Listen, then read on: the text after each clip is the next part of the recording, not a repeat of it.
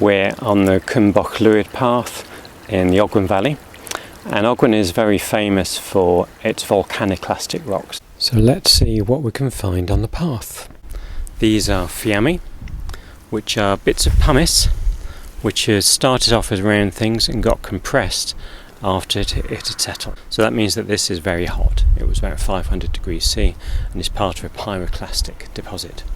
And the rock that's produced is a welded tuff. And this is a flow-banded rhyolite.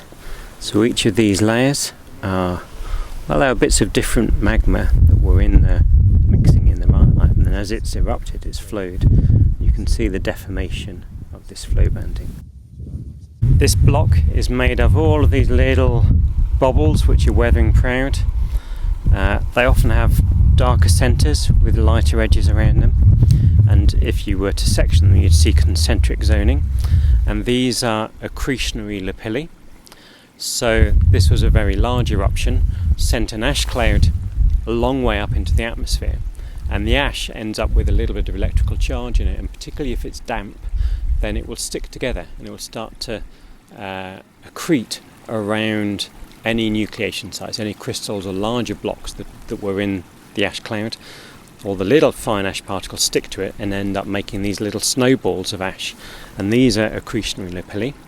So it's evidence that it was a big eruption, and they cool down actually in the atmosphere, so they weren't welded when they hit the ground, which is why they're now weathering proud like this, because they were never welded back together again. Really nice accretionary lapilli. And here we have a really nice bit of volcanic breccia, so you can see lots of angular fragments, clasts, which are broken up, which are within a paler matrix of welded ash. And this probably formed actually within the vent of a volcano. So as the eruption starts, you've got all this old crystallized lava which is filling the vent, and that has to be broken up and moved out of the way by the new eruption, and you end up producing this kind of breccia. So often it ends up being at the very base of a larger eruption, or within the vent when everything finally seizes up again, it fills up with breccia. So a very nice example of a volcanic breccia. And these are iron pyrite crystals. Well, the crystals have weathered away, but the little square holes had pyrite in them. And iron pyrite is very reducing, so that the rock around it is green, and then further away from the crystals it goes into the brown colour, and that's rust.